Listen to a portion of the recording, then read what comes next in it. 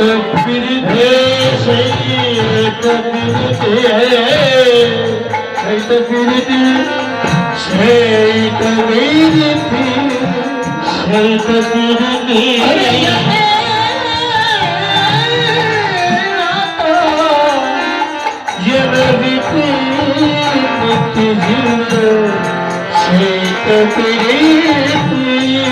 हरे कृष्ण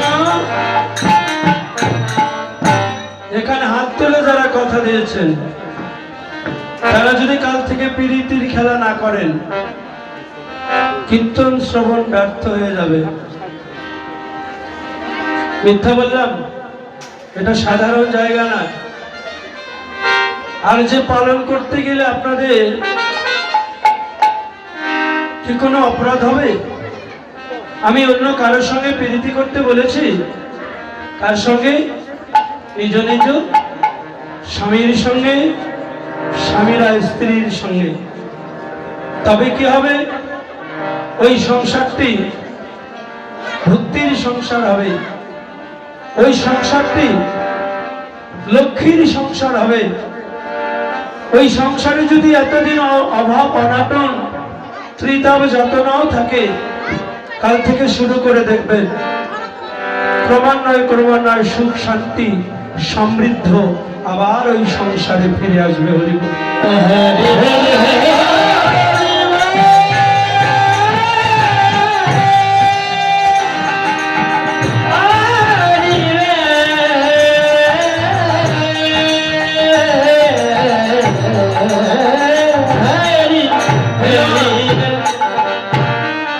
যেখানে নয়ন দিয়েছিলেন দর্শনের জন্য, ভগবান দর্শনের একটাই জায়গা, সেটা স্বামীর নয়ন, স্বামীর কাছে স্ত্রীর নয়ন, সেখানে যুগল ভজন।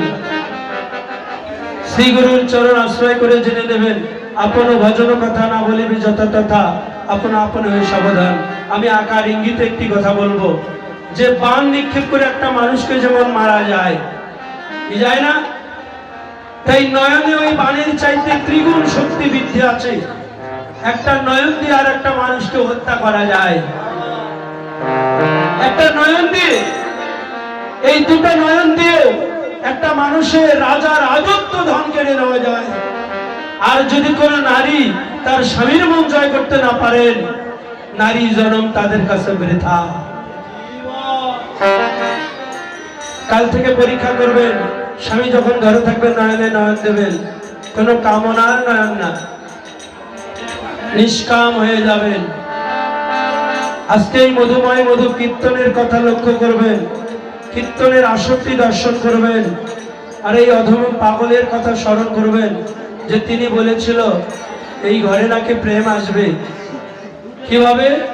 ওমা, যখন ঠাকুর ঘরে যাবেন, যাবার আগে স্বামীকে প্রণাম করবেন, প্রণাম করে উঠে স্বামীর সামনে দাঁড়িয়ে স্বামীর নয়নে নয়ন দিয়ে কিছুক্ষণ তাকিয়ে থাকবেন।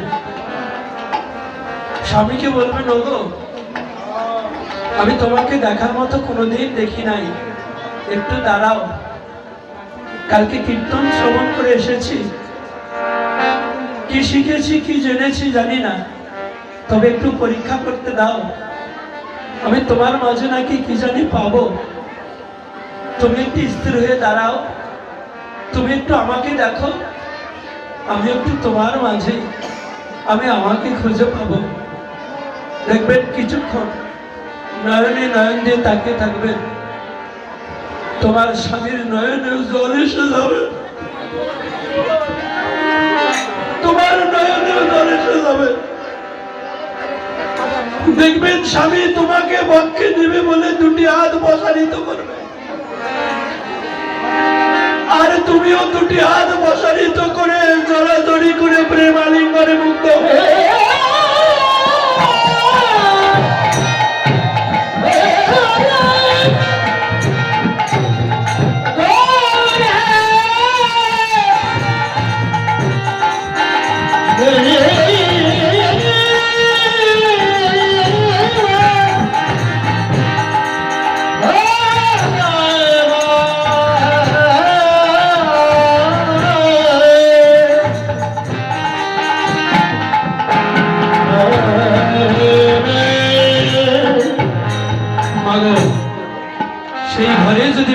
না থাকে, তোমরা পৃথিবীর কোনো প্রান্তরে গেলে প্রীতি খুঁজে পাবেন না, কোনো ভক্ত ভগবানের সঙ্গেও প্রীতি করতে পাবেন না। তাই আসুন, আগে নিজ ঘরটা ঠিক করুন। যার ঘর ঠিক তার পৃথিবী ঠিক, যার ঘর ঠিক নাই তার পৃথিবী ঠিক নাই। তবে এই সময়কাল যদি হারিয়ে ফেলেন, তাহলে হারিয়ে গেলে, সময় গেলে লালন বলেছিল সাধন হবে না। তাই কোন সময় কিমা কাল থেকে করা যাবে না, একটু লজ্জা লাগবে প্রথম প্রথম, পরে দেখবেন যখন ভক্তি আসবে না, একদিনও একে অপরে জড়িয়ে ধরে প্রেম আলিঙ্গন করা যায়, কিন্তু আপন মানুষকে জড়িয়ে ধরে আলিঙ্গন করা যায় না। কেন? এখানে বিষয়, এখানেই নিষ্কাম, এখানে মাধুর্য, এখানেই বিষয়।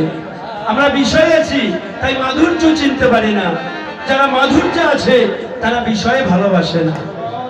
হরি বল। তাই কোন সময় এমন ভালোবাসা যদি কারো ঘরে থাকে, ওই ঘরে যদি আহার করার কোনো দ্রব্য না থাকে, ওই ঘরে যদি অন্ন না থাকে, 2 দিন যদি উপবাস থাকা লাগে, তবুও ওই ঘরে অন্ধকার আসতে পারে না, তবু ওই ঘরে দুঃখ আসে না। যার হৃদয়ে ভালোবাসা থাকে তারা অনাহারে থাকলেও আনন্দ থাকে। কি বলেন? অনাহারে থাকলে তাদের হৃদয়ে আনন্দ থাকে। ভালোবাসার মানুষের কাছে গেতে কোনো ভালো ভালো খাবার লাগে না, ভালো পোশাক লাগে না, কতক্ষণে ওই বদনখানি দর্শন করব, এমন অপেক্ষায় যেন আজকে প্রাণে ধৈর্য মানে না। তাই আজও কি নবরদেব চন্দ্র যায় যাওয়ার আগে আজকে এই হরিশ্চন্দ্র পাঠ মহাশ্রমে যত ভক্তবৃন্দ এসেছেন, আজকে আমাদের মা তিনি তার নিজের একই ভাবে তিনিও প্রমাণ দিয়ে যাচ্ছে আজকে পৃথিবীতে। যে শুনেছিলাম নাকি তার পিতামাতা অনেক প্রভাবশালী ব্যক্তি তারা ছিলেন, তাদের বিশাল অট্টালিকা ছিল, সুখ সমৃদ্ধ ছিল, সেই মা আমার সর্বোচ্চ পরিত্যাগ করে গুরুর কৃপা বলে, গুরুর হাত ধরে আজকে তিনি আশ্রমবাসী হয়ে ব্রহ্মচার্যের মধ্য দিয়ে সারাটি জীবিকা নির্বাহ করছেন। মা বলে, আমার তো কিছু নাই রে, তোমরা যা দেখেছো এটাও আমার না, তবে আমার একটি আশা, গুরুদেব চলে গিয়েছে, আমিও তো একদিন চলে যাব, আমার পরিবর্তে যেন যখন চলে যাব আমি, তখন যেন আমার পরিবর্তে এমন একজন এখানে আসে, আজকে যা হয়েছে তার সে যেন ত্রিগুণ হয়ে যায়। এই গুরু কৃপায়, গুরু স্মৃতি যেন পৃথিবী যতদিন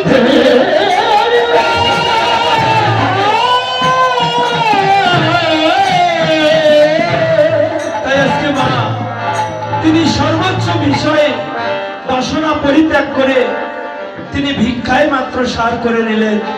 তিনি যে সারা জীবন ভিক্ষা করে নিজের সংসারের জন্য নয়, তিনি আজকে আশ্রমটির জন্য।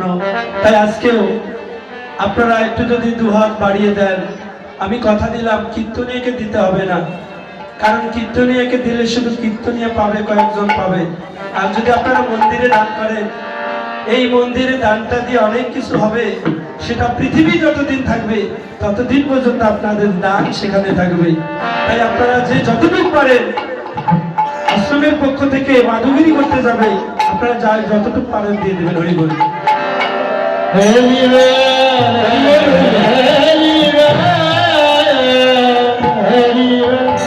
তাই যাদের অন্তরে আমার আনন্দ থাকে, তাদের দুঃখ দেখা যায় না, তারা অনাহারে থাকলেও বদনখানা হাস্য থাকে। তাই বৈষ্ণব কবি পদকর্তা বললেন, আজুকিয়ে নবদ্বীপ চন্দ্রে, আজুকিয়ে নবদ্বীপ চন্দ্রে, আজুকিয়ে নবদ্বীপ চন্দ্রে, আজুকিয়ে নবদ্বীপ চন্দ্রে,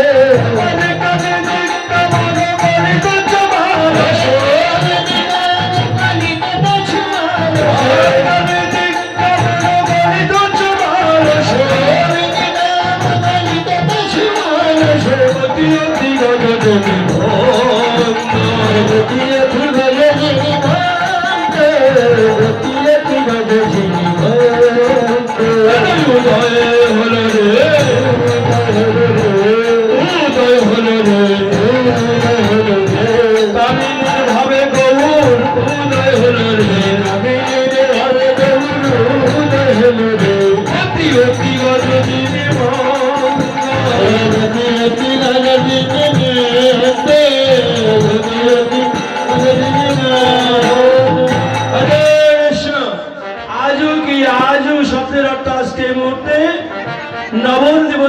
নবদ্বীপ চাঁদের উদয় হয়েছে।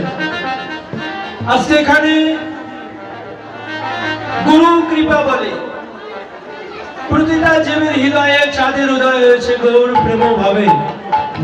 কি বাবা, যাদের উদয় হয়েছে তারা এসেছে, যদি না আসতো আমরা আসতে পারতাম না। তাই বৈষ্ণব কবি বললেন, যদি গৌর না আসিত কেমনে হইতো, কেমনে ধরিতাম দেহ, রাধার মহিমা প্রেম রস সীমা জগতে কিবা জানাইতো। তো এসেছে, এই যে ও মাসি, ও মাসি, ওই যে ওই দেখো, হ্যাঁ সাবধান, আমি সব দিকে দেখি। একটি কথা স্মরণ রাখবেন, মা কমিটিকে দেবেন, ভগবত সেবায় লেগে যাবে, আশ্রমে লেগে যাবে। এখানে রাখো মা।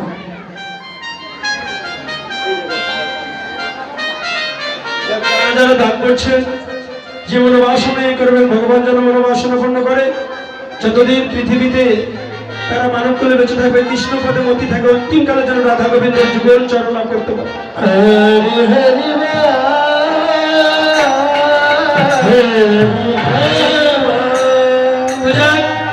যারা সদা সত্য কথা বলে, সৎ পথে চলে, ধর্মের পথে যারা আসে, তাদের অন্তরে দুঃখ থাকে না। শত দুঃখের মাঝে তারা আনন্দ পায় যখন বদনে মধুমাখা কৃষ্ণ নাম আসে।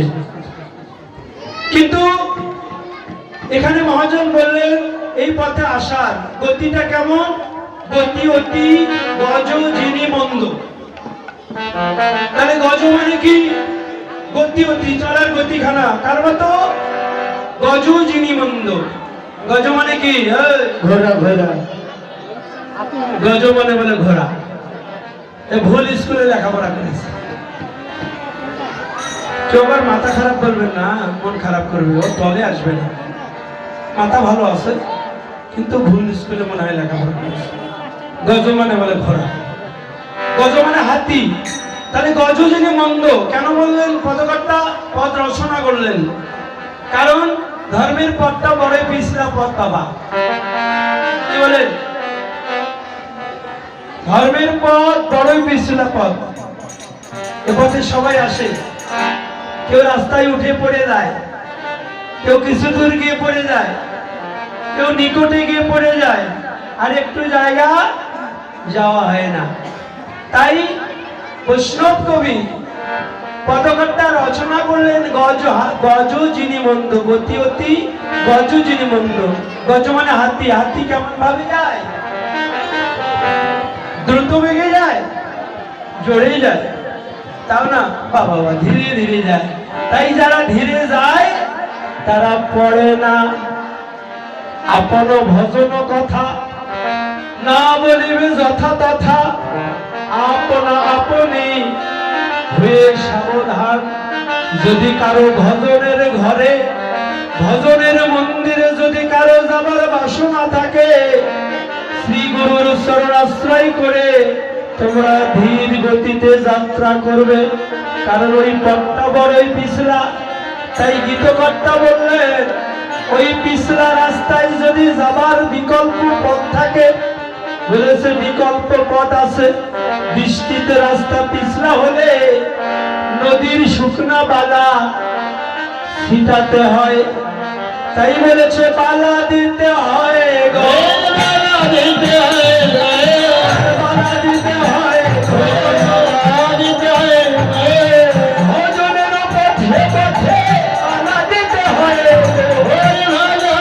পথে পথে বালা দিতে হয়। আচ্ছা আচ্ছা আচ্ছা আচ্ছা, থামো থামো থামো। কথাটা বোঝা গেল না যে জগতের রাস্তা পিছলা হলে নদীর শুকনাওয়ালা সেটা যাবে, কিন্তু মন যদি চঞ্চল হয়, মন যদি পিছলা হয়, তাহলে মনে কি শুকনাওয়ালা সেটা যায়? ও বাবা, সেটা যাবে কি? সেটা যাবে? মনটা চঞ্চল। এমন একটা অপরূপ সুন্দর মূর্তি রূপ দর্শন করে আমার মনটা বড়ই চঞ্চল, সেখানে বাধা দেবো কি করে? তাই কর্তাকে বললেন যে নদীর শুকনাওয়ালা কি করে সেটাবো? বৈষ্ণব কবি পদকর্তা বললেন, ওই এই হৃদয় রাস্তায় নদীর শুকনা বালা নয়। তোমাদের মন যদি চঞ্চল হয়, তোমার হৃদয় রাস্তা যদি পিছলা হয়, তবু ভজনের ঘরে যদি কারো যাবার বাসনা থাকে, সবার আগে তোমার মান অভিমানকে পরিত্যাগ করে তোমাদের দুটি হাত একত্রিত করে অহংকারের জোরে নয়, দুটি হাত করো জোর করে ওই ভজনের পথে যদি যেতে চাও, তবে নদীর শুকনা বালা নয়, তোমাদের কেবল ভক্তির বালা।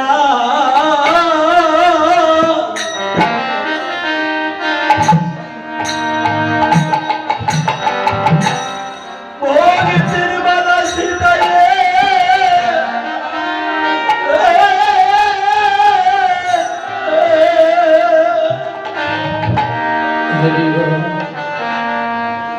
ছিটাইয়ে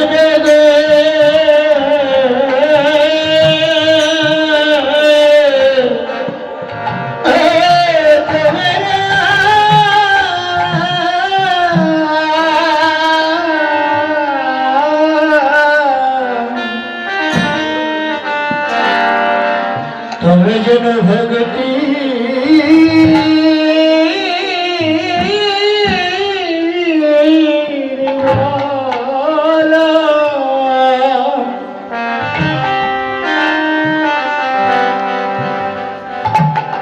ভক্তির বালা ছিটাইয়ে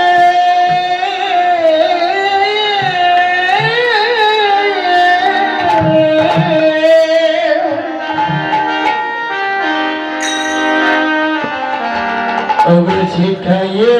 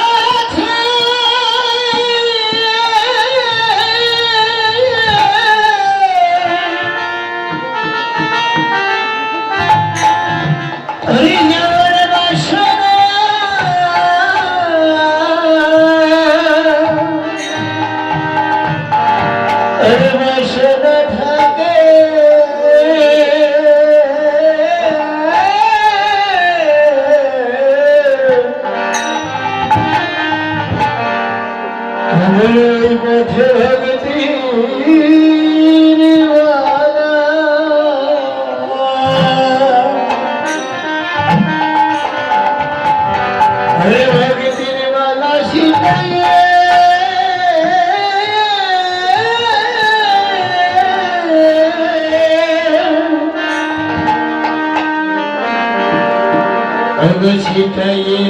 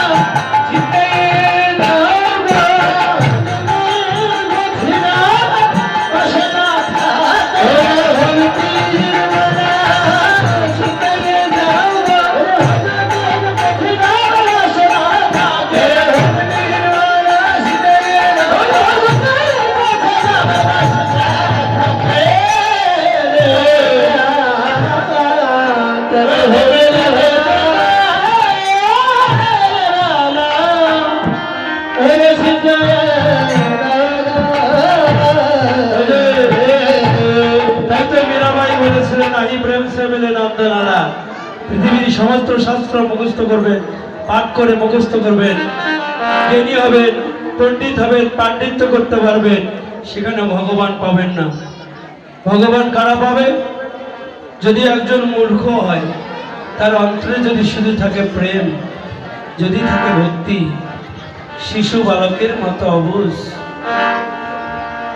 প্রেম, অগাধ সমুদ্রের মতো অগাধ বিশ্বাস যদি কারো থাকে, তার একচিত্ত এক প্রাণে ডাকে ভগবান থাকতে পারে না। গীতায় বললেন, নাহং তিষ্ঠামি বৈকুণ্ঠ যোগিনম হৃদয়ে নছ মদভক্ত যত্র গায়ত্রী তত্র তিষ্ঠামি হে নারদ। বাবা, আগে মদগত হও, চিন্তা করো, বিষয় ভালোবাসবো না একান্ত ভগবানকে ভালোবাসবো? কিন্তু আমার মতো ভণ্ড ব্যক্তি একবার বিষয় একবার ভগবান, একবার বিষয় একবার ভগবান। কীর্তনে এসেছি, সুন্দর করে দেহটা সাজিয়েছি, হোক না পাপ, ভয় করি না।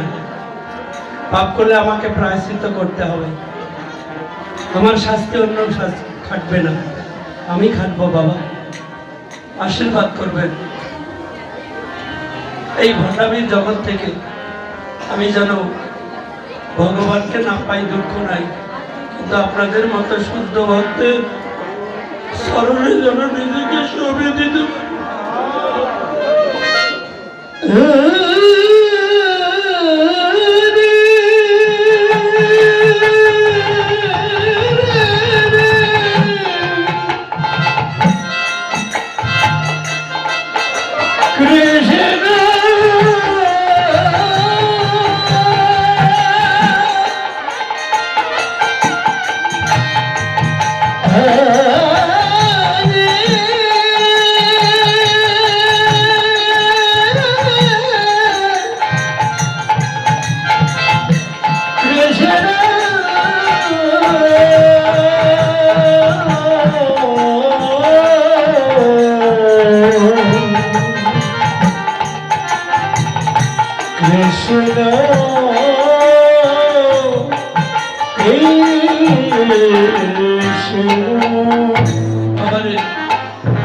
তাই তো আজকে ভগবান আমার শ্রীমদ্ ভগবদ গীতায় আরো লিখলেন, যারা ইন্দ্র সংযম করে মনে মনে বিষয়ের চিন্তা করে, তারা জগতে ভণ্ড, তারা মহাপাপী, তারা চোর। বাবা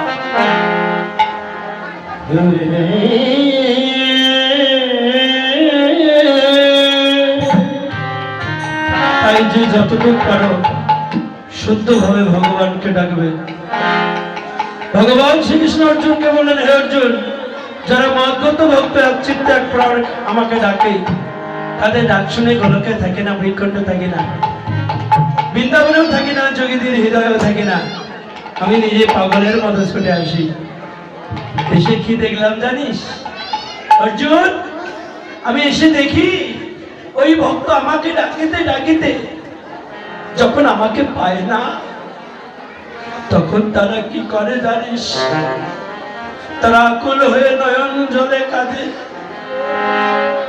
তারা কাঁদিতে কাঁদিতে ডাকতে থাকে, যখন কাঁদিতে কাঁদিতে আমাকে পায় না, কোন রাজার সামনে যদি ভিখারি বসে থাকে, কোন পিতা মাতার সামনে যদি কোন সন্তান বসে থাকে, ওই রাজা ভিখারিকে জড়িয়ে ধরে, পিতা মাতা সন্তানকে জড়িয়ে ধরে, তারা আকুল হয়ে পাগলের মতো ভগবান ভগবান ভগবান বলে ডাকিতে ডাকিতে তারা ভক্তে ভক্তি করে।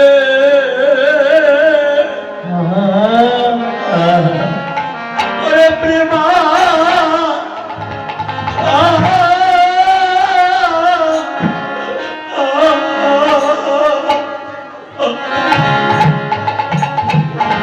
তারা প্রেমালিঙ্গ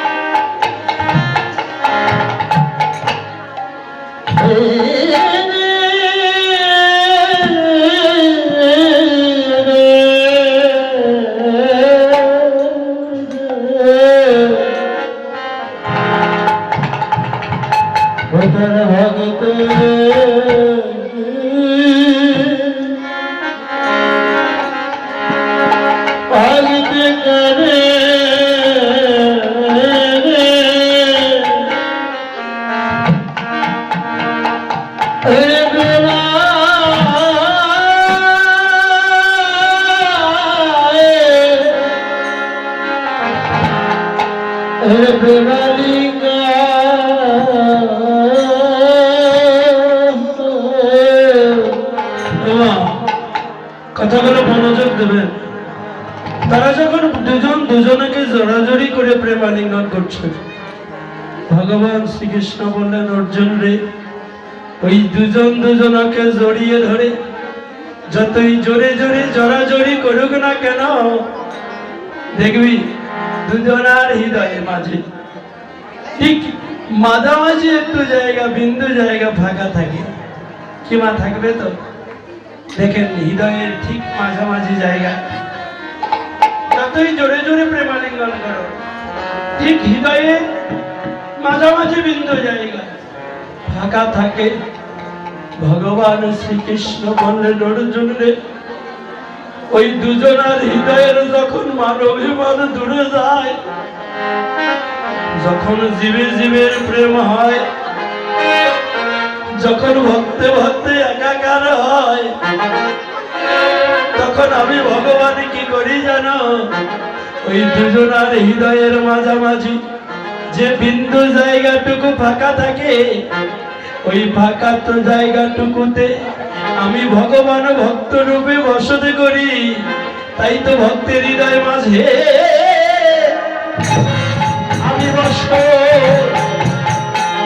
আমি বসত করি। ভক্তের হৃদয় মাঝে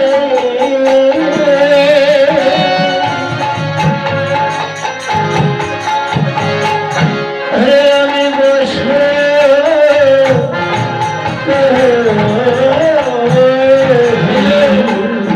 ভগবান ভক্তের হৃদয় ছাড়া কোথাও থাকে না।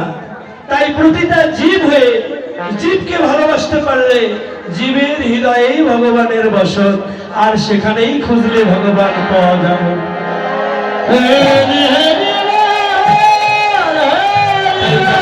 যাবার সময় কোন সময় জানো? বৈষ্ণব কবি পদকর্তা বলেন, মা যদি নহি পুন বসনয়া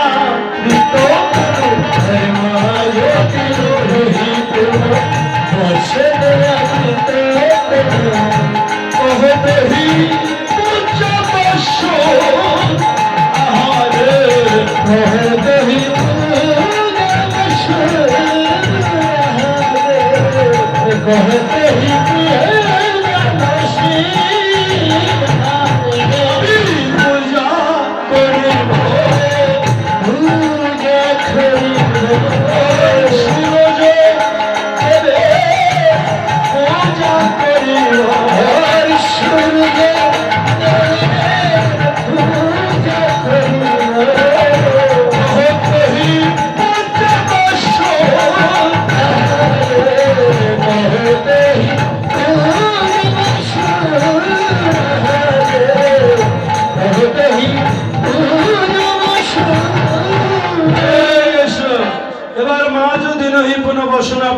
তনু কহ তহি পুজো বসুর।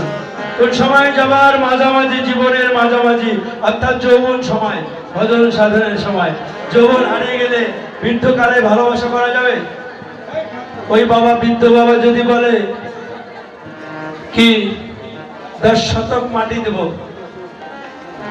কেউ ভালোবাসবে? কেউ ভালোবাসবে? সময় হারিয়ে ফেলেছে। তাই তত্র ভক্ত ভগবানকে পেতে গেলে কোন সময়? মাঝো দিনহি পুনঃ, দিনের মাঝামাঝি সময়। বসনে আবৃত তরু। কেন বসন বেশি দেওয়া হয় এই সময়? এই যে যৌবন সময় বেশি বেশি বসন করা হয় কেন? কিছু শত্রু আমাদেরকে আক্রমণ করে, আমাকে ধর্মচ্যুত করে দেয়। এই ধর্মচ্যুত থেকে রক্ষা করার জন্য আমার নিজের শত্রুকে কন্ট্রোল করতে গিয়ে, আক্রমণ করতে গেলে তাকে বেশি বেশি করে আবরণ দিয়ে ঢেকে রাখতে হয়। কিন্তু বাবারে, যতই আবরণ দাও না কেন, এই আবরণে কি আমার কি ওই তাড়না রক্ষা করতে পারে? না। তবে পারে কে? ভক্তির বসন। ওই যে একটা কীর্তনে আছে না, যে হরির নামের মামলার দিয়ে বেঁধে রাখো দুইটি কান, যদি করিতে চাও হরি সাধন, আগে সাধু সাজু মন। হরির নামের মামলার দিয়ে দুইটা কান বেঁধে রাখো, তোমার ওই রিপুর আর তাড়না থাকবে না। হরি বল। তো যাই হোক, মা যদি নহি পুনঃ বসন আবৃত তনু কহ তহি পূজা বসুর। সুর মানে কোন? সুর মানে হচ্ছে দেবতা। কোন দেবতা? সূর্য দেবতা। কি বলেছিলাম? সূর্য পূজা করলে স্বামীর মৃত্যু হবে না, ঠিক না? তবে এখন জেনে নেন, একবার বলবো, দুইবার না। তাতে যারা বুঝবেন বুঝবেন, না বুঝবেন তারা আরো বেশি বুঝবেন। কি বলেন? স্মরণ রাখবেন, কোন পূজা করলে স্বামীর মৃত্যু হবে না? কি বাবা, আর কেউ কথা বলছে না? হ্যাঁ, মনে স্থির করেছে যে পূজা করলে স্বামী মরবে না, সেই পূজা তো অবশ্যই শিখতে হবে। শিখে যান। আকারে বলবো, প্রকাশ্যে নয়। সু রজ পূজা। যদি না বোঝেন শ্রী গুরুদেবকে বলবেন। সু শব্দের অর্থ থেকে হবে সুন্দর, রজ থেকে হবে রতি, পু শব্দের অর্থ পূর্ণ রূপে, যার শব্দের অর্থ জানা। সুরজ পূজা হয়ে গেল।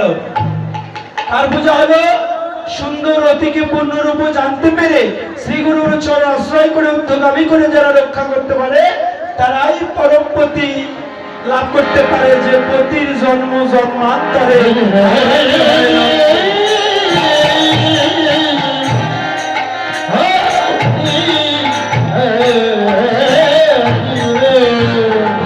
এই সূর্য হচ্ছে প্রকৃত সূর্য। আর এই সূর্য যতই পূজা করো, মৃত্যুর পূর্ব মুহূর্ত পর্যন্ত পূজা করে গেলেও এই স্বামীকে আর সে কোনোদিন রক্ষা করতে পারবে না। তাই কম্প প্রমুখ ভাবে সর্বাঙ্গ অনুপাত,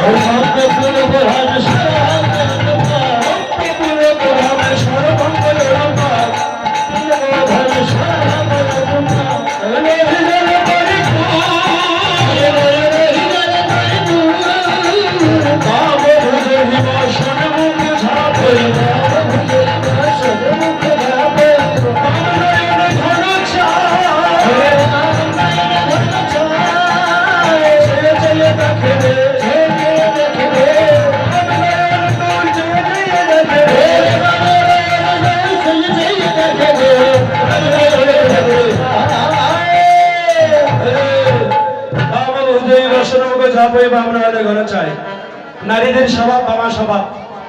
উদ্ধার করলেন, মায়েদের বাপ নয়নটা বেশি চলে। কি ওরা বাপ নয়নে বেশি বেশি দেখার চেষ্টা করে। দেখবেন টিউকলে চরণ কাছ থেকে বাম চরণটা আগে কাছে। বাবারা কোন চরণ কাছে? ডান চরণ। মায়েরা বাম চরণ কাছে। শাড়ির আসলটা কোন পাশে বলেছেন? এই যে মায়েরা, শাড়ির আসল কোন পাশে বলেছেন? ও বাবা, একজন মাইকে করে দেখছে কোন দিকে।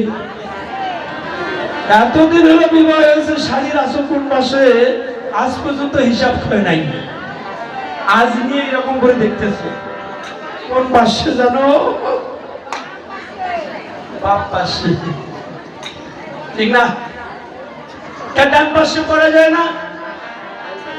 এই যে বাবারা জামা পরেছে, টাকা পয়সা কোন পাশে রাখেন? পিছন পাশে। ওই পিছন পাশে টাকা রাখে কি? ডান দিকে? ওইটাও বাম দিকে। ডান দিকে টাকা রাখা যায় না? একটা করে পকেট বাম দিকেই। আচ্ছা, এখানে আরো তত্ত্ব আছে। মায়েরা নাকে ফুল পরেছেন কোন পাশে? এই যে হাত দিচ্ছে, এই যে হাত না দিয়ে বলা যায় না? ওটা হাত দিয়ে দেখে কোন পাশে। এটা আমার খুব খারাপ লাগে, কিন্তু দুঃখ হয়। এতদিন ধরে নাক ফুল দিয়েছে স্বামী, কোন পাশে পরে এটাও জানে না। আজ যে কীর্তনে আসি মুখস্থ করছে বাম পাশে, কারণ ডান পাশে পড়া যায় না। মা, এখানে একটা তত্ত্ব আছে, খুলে বলবো না, আকারে বলবো। আর যদি বিস্তারিত জানতে চান, গভীর রাতে আসবেন রাসে। সেই রাসে নিগুড় তত্ত্বগুলো আলোচনা করা যাবে। কিন্তু এখন বিভিন্ন ভাবের মানুষ আছে। গৌরাঙ্গ মহাপ্রভু বলেন, বহিরঙ্গ সঙ্গিনী হয় নাম সংকীর্তন, আর অন্তরঙ্গ ভক্ত নিয়ে করা যায় রস আস্বাদন।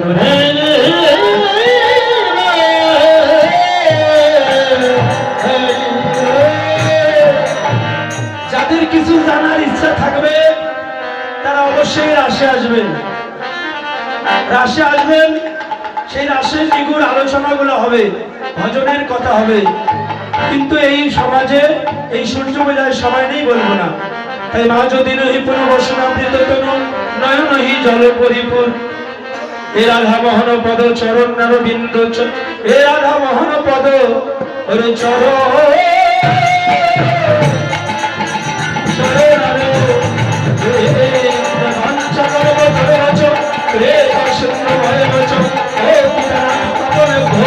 অনন্ত কোটি সাধু কৃষ্ণ হে কৃষ্ণ হে কৃষ্ণ হে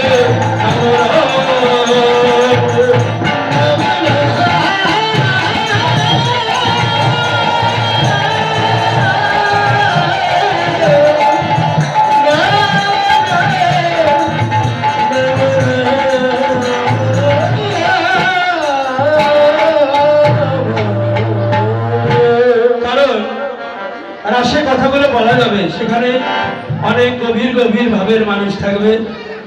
গভীর রাতে তো, তখন যারা থাকবে অনেক কষ্টে আগ্রহে, তারা ভক্তির বা ভক্ত এবং অনেক জানার আশার পিপাসার ভক্ত থাকবে। তো যারা এতক্ষণ আমরা গৌরলীলা স্মরণ করলাম, এবার মধুময় মধুর বৃন্দাবনে যাব। কারা কারা যাবেন না তারা একটু হাত তোলে।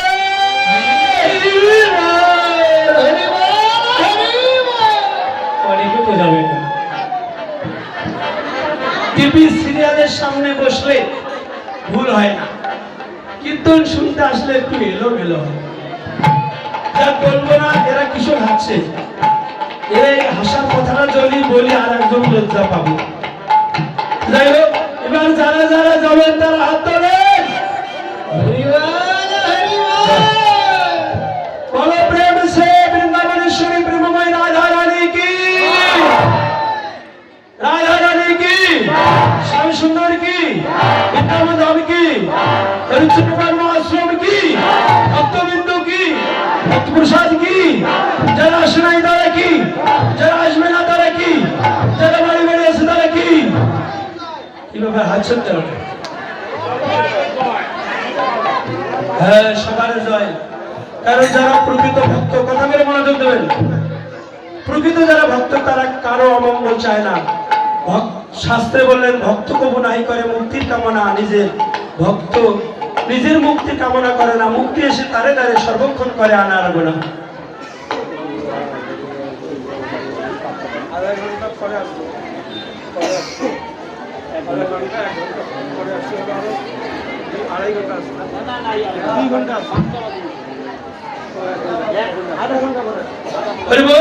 এবার আমার সময় নেই, সবাই মিলে মধুময় মধুর বৃন্দাবনে যাবো।